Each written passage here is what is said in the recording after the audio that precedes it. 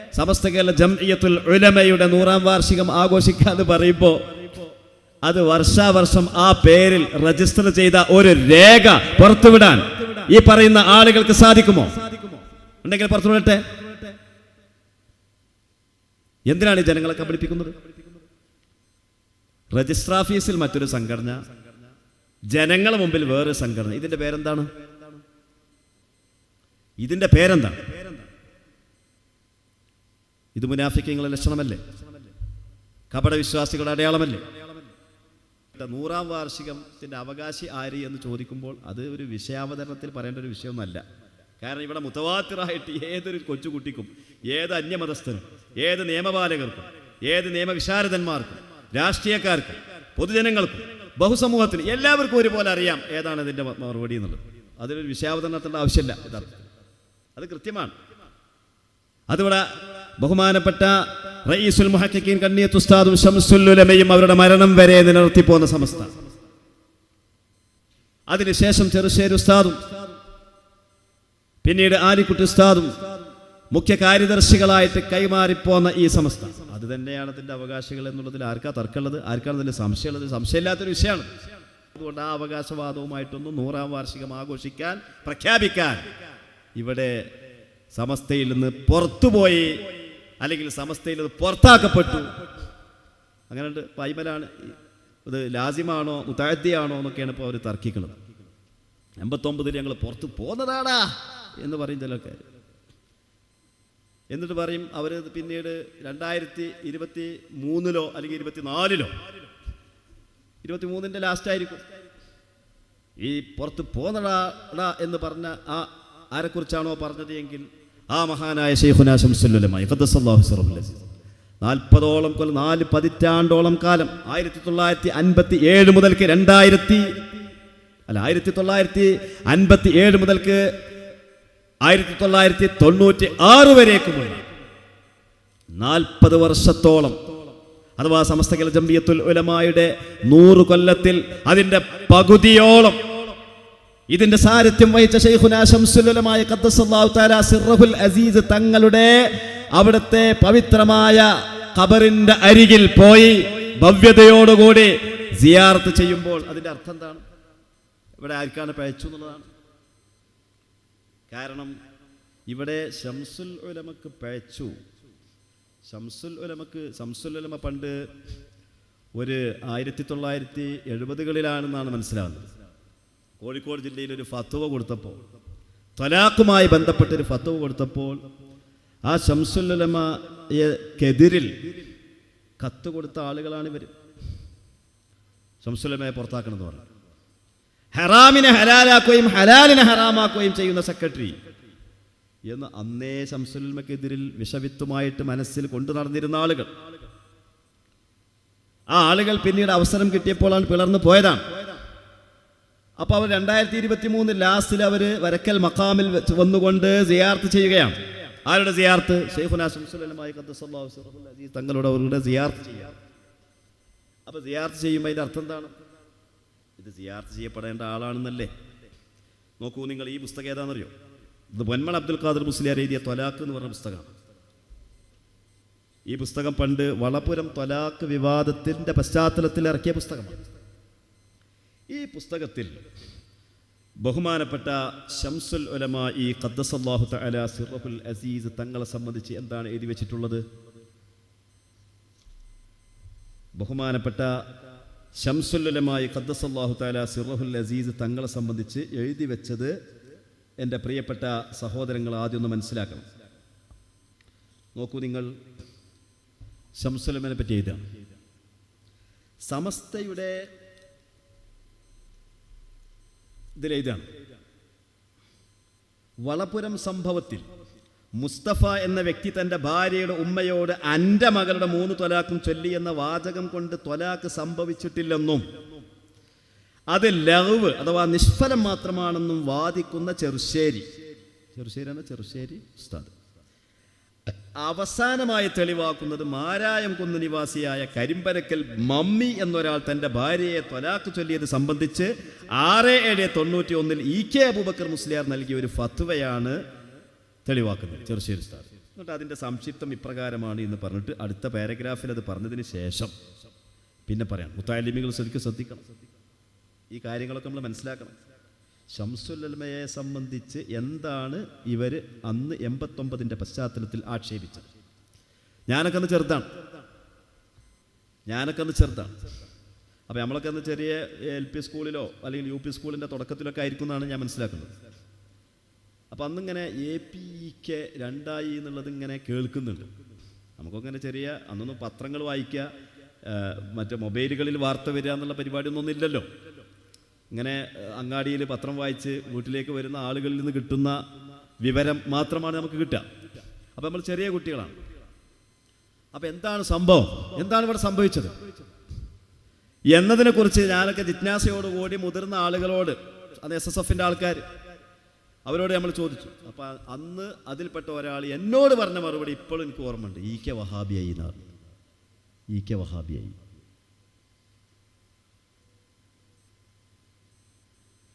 ആ വഹാബിയുടെ ഖബർ സിയാറത്തിനാണ് പിന്നെ പോകേണ്ടത്. അഊദു ബില്ലാഹ്. അപ്പോൾ ഇതിലെ ഇത് നോക്കൂ നിങ്ങൾ.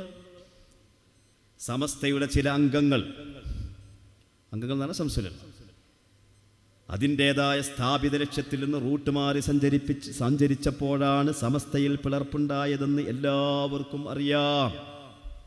അഥവാ EK വഹാബിയായതാണ് പ്രശ്നം. ഈ പിളർപ്പിന് ശേഷമാണ് പ്രസ്തുത ഫത്വ എന്ന് പറയേണ്ടതില്ല. കേവലം 7 വർഷം മുമ്പ് മാത്രമുള്ള ഈ ഫത്വ പ്രസ്തുത അംഗങ്ങൾ റൂട്ട് മാറി സഞ്ചരിക്കുന്നു എന്നതിന് വ്യക്തമായ മറ്റൊരു രേഖ കൂടിയാണ്. ആധികാരിക കർമ്മശാസ്ത്ര ഗ്രന്ഥങ്ങൾക്ക് മുമ്പിൽ അതിനൊരു പുൽക്കൊടിയുടെ സ്ഥാനം പോലുമില്ല. ശംസുൽ ഉലമയുടെ ഫത്വനെ പറ്റി പറയാം.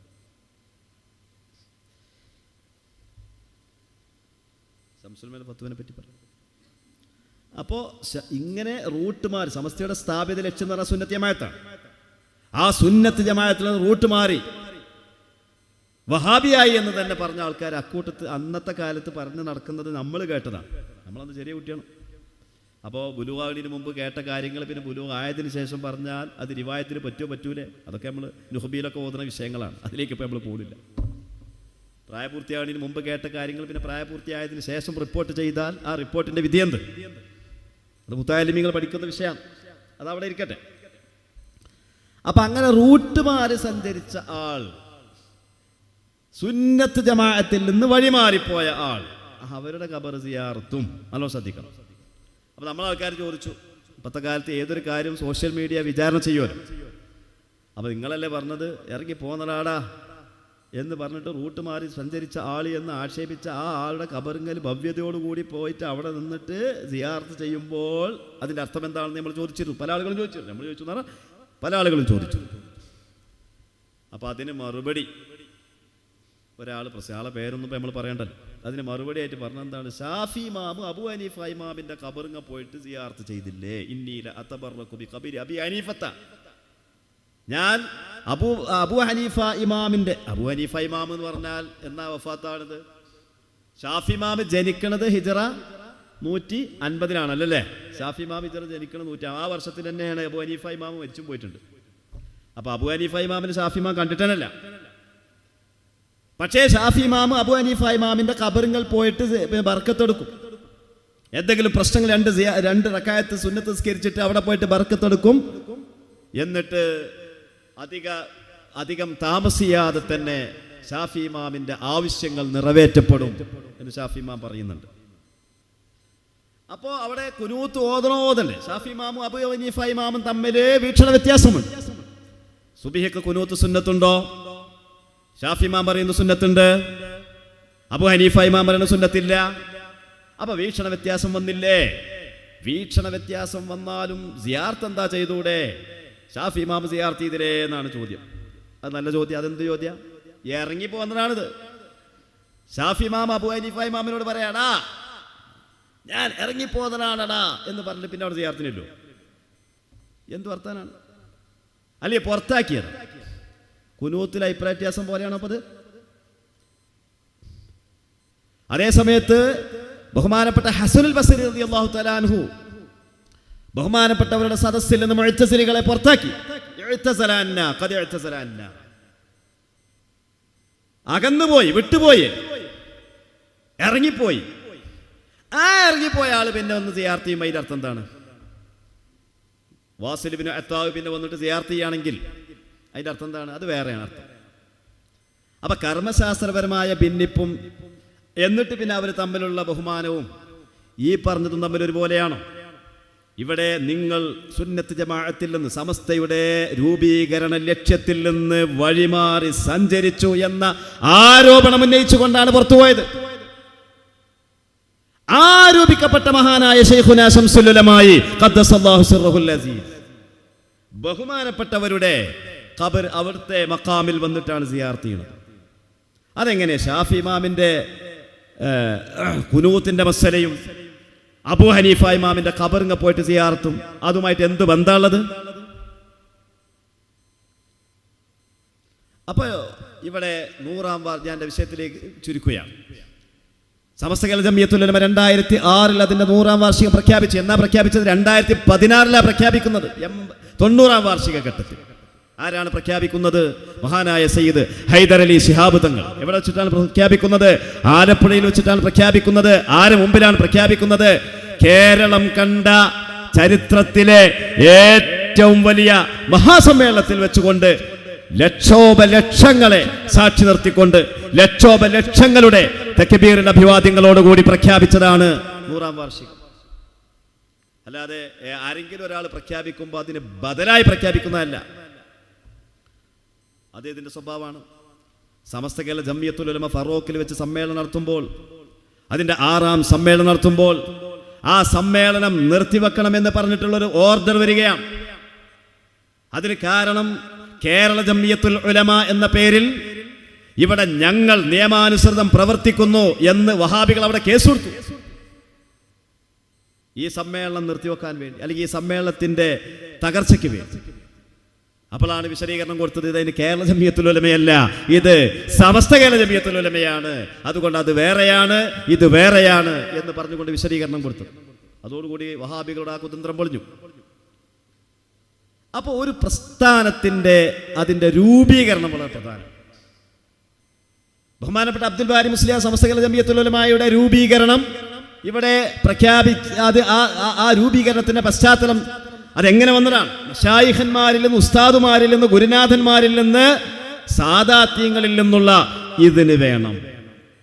ആ ഇതിനാൽ രൂപീകരിക്കപ്പെട്ടതാണ് സമസ്ത കേരള ജംഇയ്യത്തുൽ ഉലമ. മറ്റേതോ 100-ാം വാർഷികം പ്രഖ്യാപിക്കുന്നു എന്ന് പറഞ്ഞ ആളുകൾ പ്രഖ്യാപിച്ചു. 100-ാം വാർഷിക പ്രഖ്യാപനം കാസർഗോഡ് വെച്ച് നടത്തിയ ആളുകൾ അവർ രൂപീകരിച്ച സംഘടനയുടെ ഇതിന് എവിടുന്ന് ലഭിച്ചതാണ്?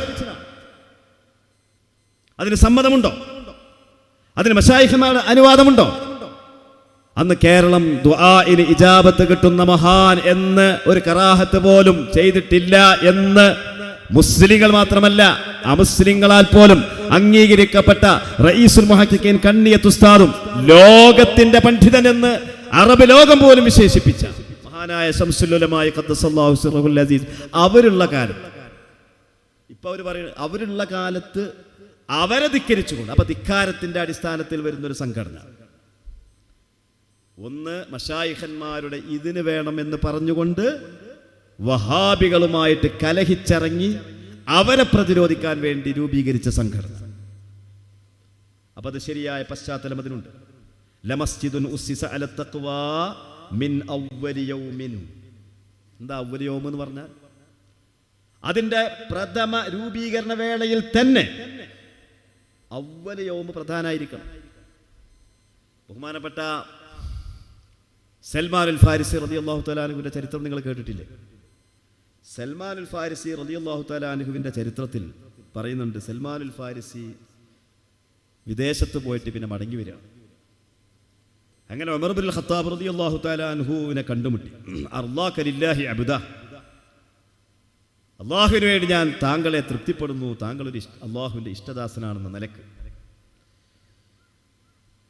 അങ്ങനെ കൂടിയാലോചനകൾ നടന്നു, ഒരു വിവാഹം നടന്നു. കിന്ദ എന്ന് പറഞ്ഞ സ്ഥലത്ത് വെച്ചുകൊണ്ട് സൽമാനുൽ ഫാരിസി വിവാഹം കഴിച്ചു.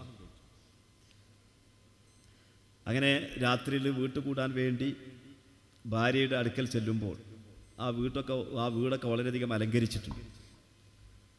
അപ്പോൾ ആ സമയത്ത് പറഞ്ഞു, ഇതെന്താ കഅബാലയമാണോ ഇങ്ങനെ അലങ്കരിക്കുക? കഅബാലയം അവിടുന്ന് മക്കത്ത് നിന്ന് ഇങ്ങോട്ട് വന്നതാണോ എന്നൊക്കെ സൽമാനുൽ ഫാരിസി ചോദിക്കുന്നുണ്ട്. ഞാനതിൻ്റെ വിശദീകരണത്തിലേക്ക് പോകുന്നില്ല. അപ്പോൾ ഞാൻ പറയുന്ന വിഷയങ്ങളൊന്നും ശ്രദ്ധിക്കാം. സൽമാനുൽ ഫാരിസി തൻ്റെ ഭാര്യയെ സമീപിച്ചുകൊണ്ട് പറഞ്ഞു, ആ തുതീഉനി ഔ തഅ്സീൻ, നീ എനിക്ക് വഴിപ്പെടുകയാണോ അതോ എതിര് നിൽക്കുകയാണോ? ആ സമയത്ത് ഭാര്യ പറഞ്ഞു, ബൽ ഉതീഉക ഫീമാ ശിഅ്ത, താങ്കൾ എന്താണ് ഉദ്ദേശിക്കുന്നത് അതിൽ ഞാൻ വഴിപ്പെടും. ആ സമയത്ത് ബഹുമാനപ്പെട്ട സൽമാനുൽ ഫാരിസി അവരുടെ വൈവാഹിക ജീവിതത്തിൻ്റെ, കുടുംബ ജീവിതത്തിൻ്റെ, ദാമ്പത്യ ജീവിതത്തിൻ്റെ ആദ്യ നിമിഷം അത് വളരെ കൃത്യമായിരിക്കണം. അതിനുവേണ്ടി ബഹുമാനപ്പെട്ടവർ പറഞ്ഞു, ഇന്ന ഖലീലി സ്വല്ലല്ലാഹു അലൈഹി വസല്ലം അമറനാ ഇദാ ദഖല അഹദുനാ ബി അഹ്ലിഹി അൻ യഖൂമ ഫയുസല്ലി. ആദ്യമായിട്ട് ഭാര്യയുടെ അടുക്കൽ ചെല്ലുമ്പോൾ ആദ്യ രാത്രിയിൽ അവർ 2 റക്അത്ത് സുന്നത്ത് നിസ്കരിക്കണം. അപ്പോൾ ഭർത്താവ് ഇമാമായിട്ട് നിൽക്കുക. വയഉമുറുഹ അൻ തുസല്ലിയ ഖൽഫഹു, ഭർത്താവ് ഇമാമായി നിൽക്കട്ടെ, ഭാര്യ മഅ്മൂമായി നിൽക്കട്ടെ. വയദ്ഉ വതു അമ്മിന, നോക്കൂ നിങ്ങൾ, നിസ്കാരത്തിന് ശേഷം ദുആ ചെയ്യുക. ആര് ദുആർക്കുക? ഇമാമ് ദുആർക്കുക, മൗമൂമായ ഈ പെണ്ണ് ആമീൻ ചൊല്ലുകയും ചെയ്യുക. ഇത് റസൂലുള്ളാഹി എന്നോട് കൽപ്പിച്ചതാണെന്ന് മഹാനായ സൽമാനുൽ ഫാരിസി റളിയല്ലാഹു അൻഹു ഇമാം തബറാനി റിപ്പോർട്ട് ചെയ്ത ഹദീസിൽ കാണാം. അപ്പോൾ കൂട്ടുപ്രാർത്ഥനയ്ക്ക്, നിസ്കാരത്തിന് ശേഷം കൂട്ടുപ്രാർത്ഥനയ്ക്ക് വല്ല തെളിവും ഉണ്ടോ എന്നൊക്കെ ചില ആൾക്കാർ ചോദിക്കാറുണ്ട്. അതിനിപ്പോൾ ഈ തെളിവ് പറഞ്ഞോളുന്നില്ല. പക്ഷേ ഇവിടെ വളരെ കൃത്യമായിട്ട് സൽമാനുൽ ഫാരിസി പറയാം. എന്താണ്? ഇമാമ് നിന്ന ഭർത്താവ് ദുആ ചെയ്യുമ്പോൾ മഅ്മൂമായ ഭാര്യ ആമീൻ ചൊല്ലുക. അപ്പോൾ മിൻ അവ്വലി യൗമ് കൃത്യമായിരിക്കണം. അവ്വലി യൗമ് കൊളായിട്ട് പിന്നെ കുറേ നല്ല കാര്യങ്ങൾ ചെയ്തിട്ട് കാര്യമില്ല, അത് അനർത്ഥമാണ്, അതിന് ബർക്കത്തുണ്ടാവില്ല, അത് സുതാര്യമല്ല. ഇവിടെ നോക്കൂ നിങ്ങൾ, 89 ശേഷം ഇവിടെ രൂപീകരിക്കപ്പെട്ട 100-ാം വാർഷികത്തിൻ്റെ അവകാശി ആര് എന്ന് ചോദിക്കുമ്പോൾ അത് ഒരു വിഷയാവതരണത്തിൽ പറയേണ്ട ഒരു വിഷയമൊന്നുമല്ല. കാരണം ഇവിടെ മുതവാത്തിറായിട്ട് ഏതൊരു കൊച്ചുകുട്ടിക്കും, ഏത് അന്യമതസ്ഥനും, ഏത് നിയമപാലകർക്കും, ഏത് നിയമവിശാരദന്മാർക്കും, രാഷ്ട്രീയക്കാർക്കും, പൊതുജനങ്ങൾക്കും, ബഹുസമൂഹത്തിനും എല്ലാവർക്കും ഒരുപോലെ അറിയാം ഏതാണ് ഇതിൻ്റെ മറുപടി എന്നുള്ളത്. അതിലൊരു വിഷയാവതരണത്തിൻ്റെ ആവശ്യമില്ല. യഥാർത്ഥത്തിൽ അത് കൃത്യമാണ്. അതിവിടെ ബഹുമാനപ്പെട്ട റഈസുൽ മുഹഖഖീൻ കണ്ണിയത്ത് ഉസ്താദും ശംസുൽ ഉലമയും അവരുടെ മരണം വരെ നിലനിർത്തിപ്പോന്ന സമസ്ത, അതിനുശേഷം ചെറുശ്ശേരി ഉസ്താദും പിന്നീട് ആലിക്കുട്ടി ഉസ്താദും മുഖ്യ കാര്യദർശികളായിട്ട് കൈമാറിപ്പോന്ന ഈ സമസ്ത, അത് തന്നെയാണ് അതിൻ്റെ അവകാശികൾ എന്നുള്ളതിൽ ആർക്കാ തർക്കമുള്ളത്? ആർക്കാണ് അതിൽ സംശയമുള്ളത്? സംശയമില്ലാത്തൊരു വിഷയമാണ്. അതൊരിക്കലും തന്നെ സംശയമുള്ള വിഷയമല്ല. നിങ്ങൾ നോക്കൂ, ഞാൻ ഒരു ചെറിയ ഒരു രേഖ നിങ്ങളുടെ മുമ്പിൽ കാണിക്കാം.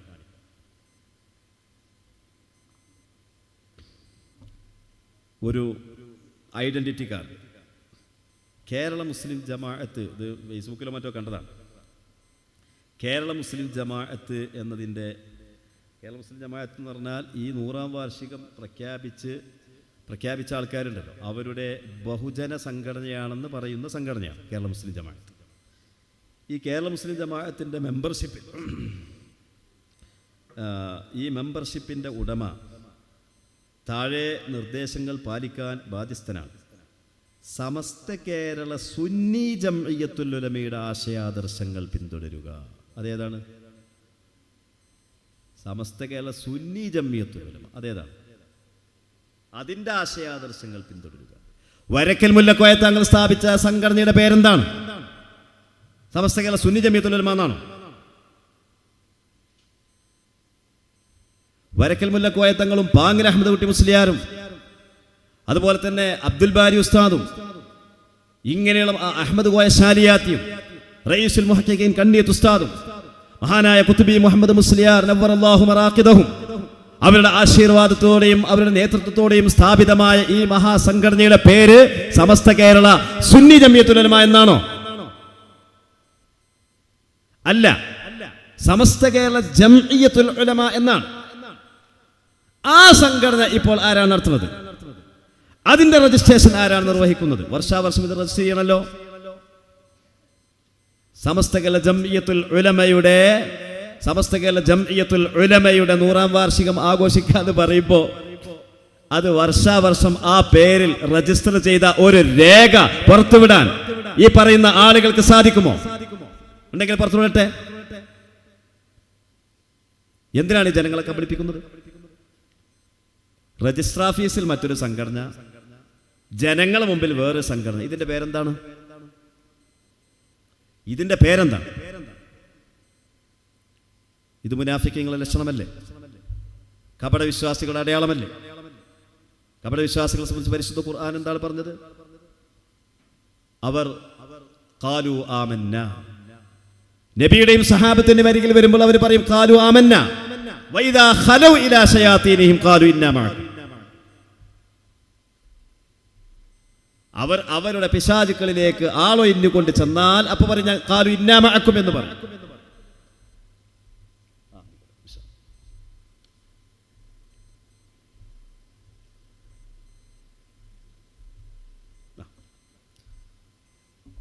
നോക്കൂ നിങ്ങൾ.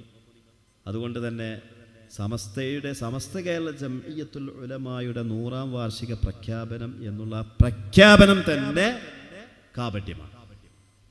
അപ്പോൾ പിന്നെ നമ്മൾ സോഷ്യൽ മീഡിയയിലൊക്കെ കണ്ടു, ഒരു സയ്യിദിനെയും കുറ്റം പറഞ്ഞില്ല, ഒരാളെയും ആക്ഷേപിച്ചില്ല, ഒരാളെയും വിമർശിച്ചില്ല.